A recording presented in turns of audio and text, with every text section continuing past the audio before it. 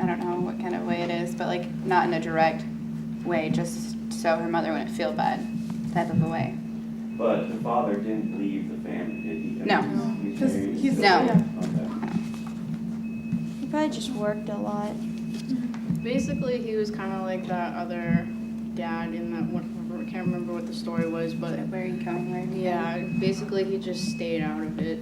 He didn't want to get in between his daughter and his mother. And he knew that there was a lot of argument going on between them because they could never get along because her mom expected so much and she didn't. He felt that basically he didn't want to put her in that position. Yeah. It's like, men, I think, generally try to, they fail, but they try and, not annoy their significant others. Don't you think the father usually tries to control the sons, and the mothers are always trying to control the daughters, but the fathers have all these expectations of the A lot of sons. times with women, mothers and daughters.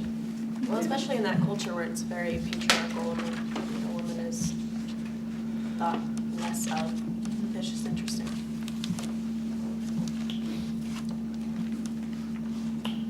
I thought it was interesting that you guys made the mother out to be the good person, and then the child to be the selfish, spoiled little brat.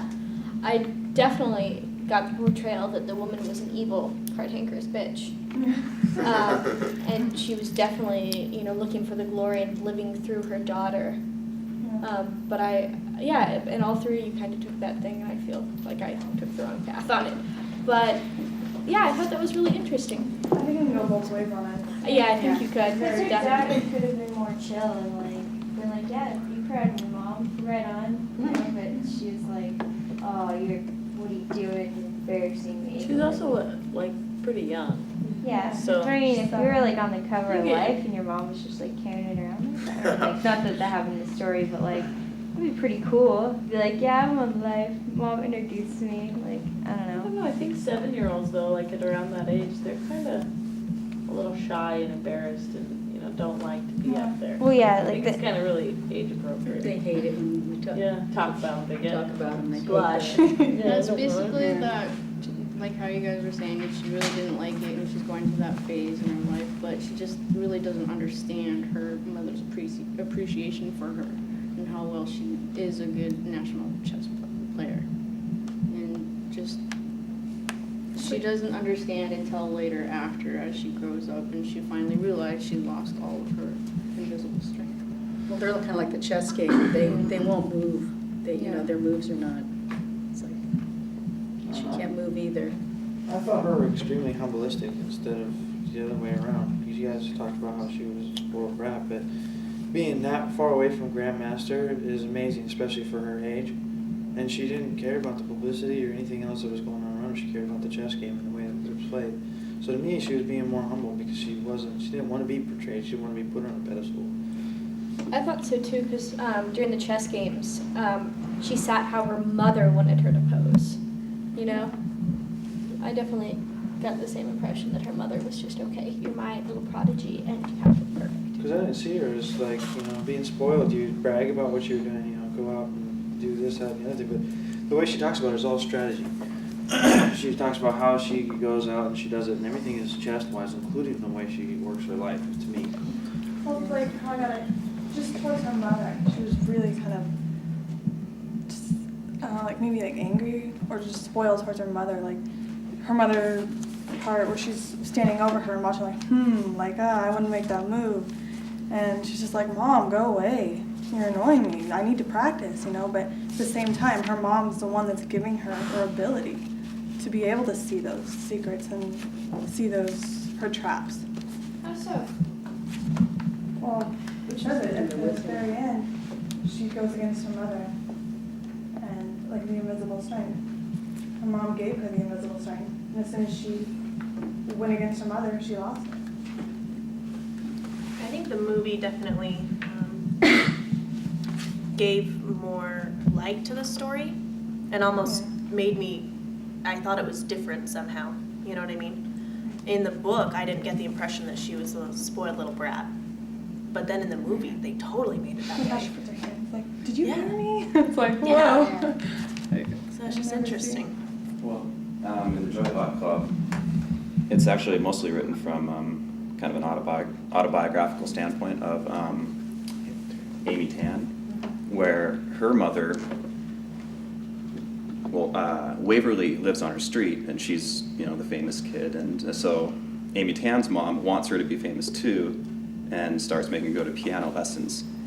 And in the story, they mention Waverly as kind of being a little brat and bragging about how she's so famous. Like, what have you done? You're a bad piano player, ha ha ha.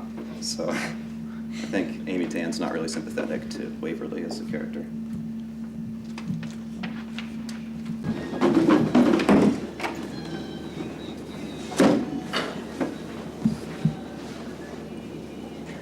I was the star of the show. The show could not go on without me. Without me, the show would have been a big flop. I would pull the Ferris wheel all the way around, lifting people high up into the heavens. And then, as they slowly descended back down to their grim reality, it was like a little escape. Without me, they would not have had that escape. I was the most important part of the show. One night, after I'd finished pulling these people, I got really tired, and I fell asleep on the beach. Everybody else was around me doing everything. I fell asleep. Next morning, when I woke up, everybody was gone. They'd packed up and left me behind. I couldn't believe it, and I was really thirsty. So, I decided to wander around a little bit, but I could not find any water except for the water in the ocean. So I finally decided to try it. It tasted horrible. You cannot imagine. It's like a bunch of bile or something. So here I was, totally thirsty, thirstier than when I took the drink. And I was itchy all over from sleeping in the sand. So I decided to take a roll. Well, luck was not with me. There were crabs all over this section of the beach. And when I rolled on them, they got really mad, and they started pinching me. So there I was thirsty, and I had these sores all over me from the crabs. I was miserable. I just wanted to give up and die. So I waded out into the surf, and I was standing there. I had this vivid vision of this white horse with this man on him, and the man had a bow and a crown, and they rode off into the sunset, and they conquered the world. It was like the best daydream ever. And then, next thing I know, there's this little boy. He's pulling me out of the ocean. And then there are these two bigger men, and they're forcing fluids down my throat, and they're cleaning my wounds, which kind of hurt. Even though one of the guys said it didn't, I don't agree with them, because I know it hurt. So there I was, they cleaned me all up, and then they took me to this beautiful stable with beautiful lush green grass. It's like the grass on the other side of the fence that you're always wanting to eat. I was in heaven.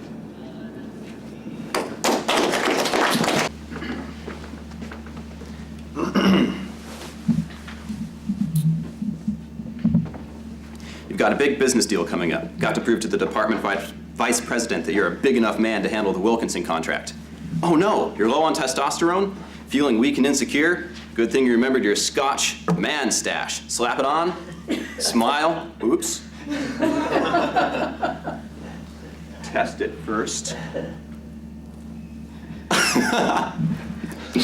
Slap it on, smile, knock them dead.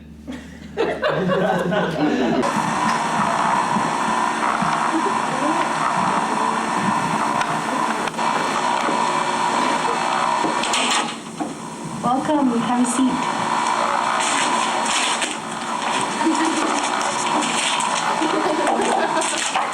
Please tell me your name for the record. My name's Jenny. How old are you? I don't think that's important, but I'm 19. Okay, what's your marital status? Not married. Okay, well, my name's Dr. Dr. Wands. I'm a psychologist. I'm going to ask you a series of questions.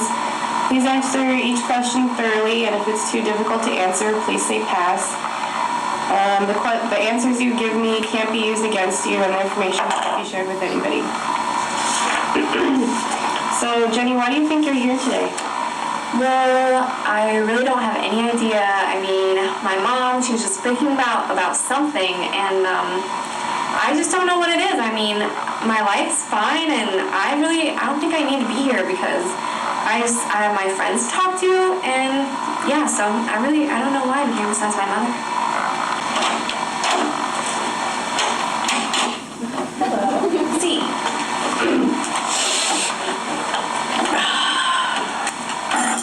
Please state your name for the record. I'm Jenny's dad. And your age. 50, but I'm young at heart. What is your marital status? Kind of hard to say at the moment. It's kind of a big mess. I don't know what I'm talking about, actually. Okay, that's fine. Well, my name is Dr. Mons, and I'm a psychologist, and I'm going to ask you a series of questions, and I'd like you to answer each question thoroughly, and if it's too difficult to answer, then just say pass. The answers you give me cannot be used against you, and the information cannot be shared with anyone. Okay. The first question, how did your relationship start with your daughter, Jenny?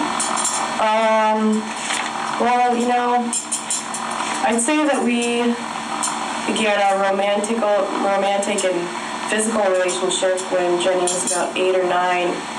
We had a relationship before that, obviously, seeing as I'm her father. But, yeah, I'd say that we pretty much fell in love when Jenny was about 8 or 9. And, yeah, it continued from then on up until just recently. Next question. What made you fall in love with Jenny?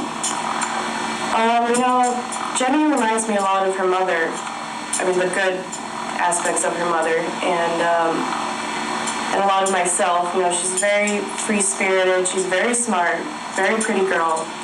She's also very innocent, and I think that might be what made me really fall in love with her.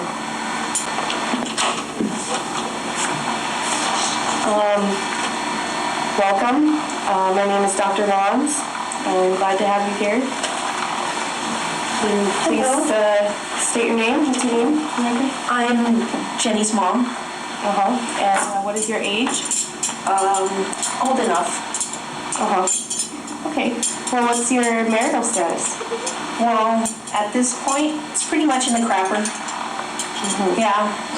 My husband cheated on me with my own daughter. Wow. Yes. Okay, well, my name's Dr. Wands. I'm a psychologist, and I'm going to ask you a series of questions. Please answer each question thoroughly, and if it's too difficult to answer, just say pass. Questions you give me can't be used against you, and the information cannot be shared with anyone else. What do you do for a living? Well, I'm a lawyer. It's great, I'm on top of the world. Not a typical, wife who stays home, cooks for their husband, just takes care of the kids. And how exactly does your occupation affect your family life? Well, I work long hours. I work days and nights, 48-hour days. I don't get to be with my family very much, so, my life isn't really surrounded by my family. I don't see my husband very much. I see my daughter and my son as often as I possibly can. Okay, well, can you give me a brief description of your family life now? Well, I have, as I've already said, I have a daughter and a son, Jenny and Danny. My husband is a cheating bastard. He is a businessman. I'm a lawyer. We, just have, I guess, the perfect family, as some may say. But in reality, it's not.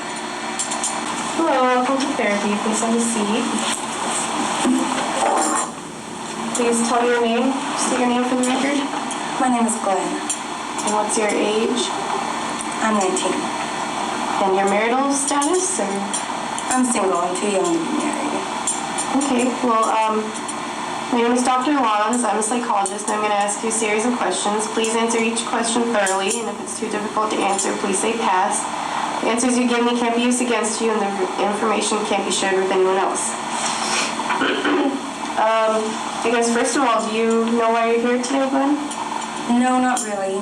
It was just kind of, you know, by the advice of friends that I came here, and other than that, I'm just doing it to please everyone. I see. So, what made you leave your girlfriend Jenny? Well, with Jenny, things were good. You know, we had a good relationship, and we had fun together, and, you know, it was just the thing that happened with her dad, when she told me, it just, you know, freaked me out, and I didn't know how to react. I just kind of instinctively pulled away from all of that, and I just didn't know how to handle it. He's going to share with us. So we're going to dispatch you guys to the field. Hi, I'm Kevin McNeil, and we are in the Mekong Delta. We have a very special appearance for you today. Today we have an interview with a dead Vietnamese boy. Sir, what's your name? My name is Deep, and I am okay. How old are you, Deep? I am 15 years old. I come from a North Village. And how did you come to this war? My family, they died, and then those guys, they come get me. They give me gun and a pouch of rice. I was like, what the hell is this? But they forced me. They're gonna kill me. How did this happen to you? I was there just sitting down in the ditch, and then all of a sudden they come shooting at me. So I hide, and there's a grenade, and it blew up.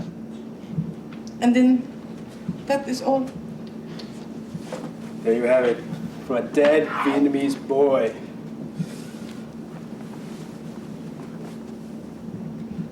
Back to you, Rita. Thanks, Kevin. That was quite engaging. I'm going to take a seat back in the newsroom and see what James has got going for us.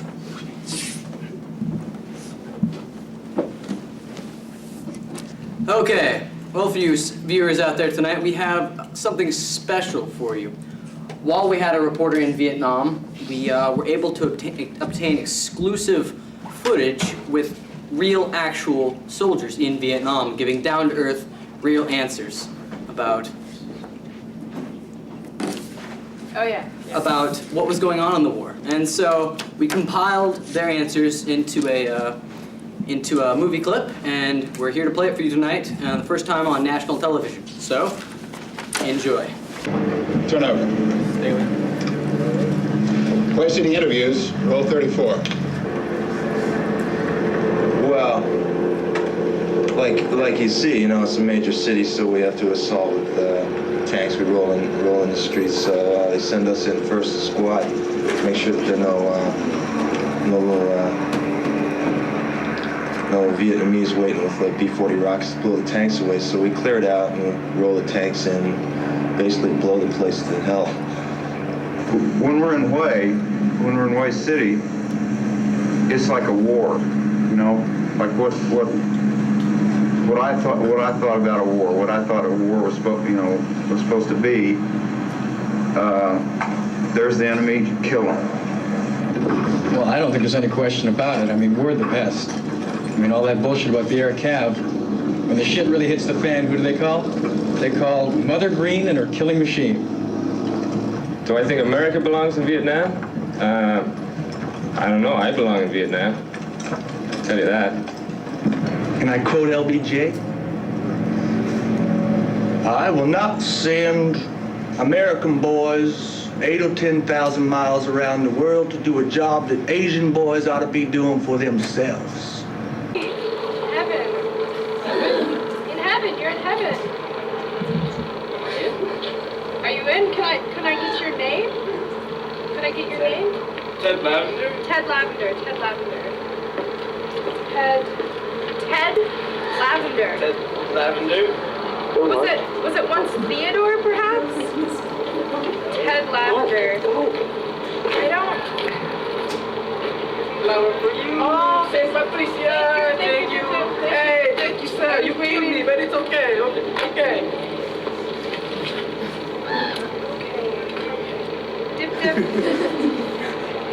Ted Lavender? Yes. Sir, you're not in my book. You're in the wrong place. Jenny is a victim of incest, but she also victimizes others. She's a kleptomaniac. She steals letters, packages, earrings, even footballs. Jenny wasn't born a thief. She just followed example. Jenny's dad stole from her. He stole her innocence, her childhood, her virginity. He stole her life. Now Jenny steals from others. Jenny uses this kleptomania as a way to get back at the world, to get back at the mail, to get back at her dad. Jenny makes a bold statement right at the start. I steal. At first it's a rush, like you're even for everything you didn't get before. But then you're left alone. No one even notices you. Nothing changes. Jenny steals to get even with her dad. She steals because she was stolen from. She's trying to reappropriate herself, trying to reappropriate her lack. Jenny works in her dorm mailroom. One of her favorite activities involves stealing letters and packages. I've stolen cash, these crisp, crackling, brand new $20 bills the fathers and grandmothers sent. It's interesting to note that she works in a room that shares its name with a man. The letters she steals from the room also share the name of a man. She steals mail from the mail room. A man stole from her when she was young, a man she trusted. Now she steals from the federal government, also known as the man. When Jenny takes a letter, she only chooses ones that belong to people she knows. The only person she won't steal letters from is Glenn. She doesn't steal from the person she cares about the most. She won't cross that line, not like it was crossed by her dad. Jenny steals from her dad too. She's a daughter and a gold digger. She's taking her dad to the cleaners. Throughout her life, Jenny got whatever she wanted while Jenny got far less. Now her dad is going broke sending her to Berkeley, an expensive college. When he comes to visit, Jenny gets him to spend over $300 on her. She gets back at him in her own way. She steals from him in her own way. Jenny has been stolen from her entire life. The thief is her dad. His actions of abuse and molestation caused Jenny to steal. She steals mail and looks into other people's lives with envy. Their lives weren't tarnished. Their lives weren't stolen from. Jenny steals to reappropriate her life. Daddy, isn't it too late? It's not too late.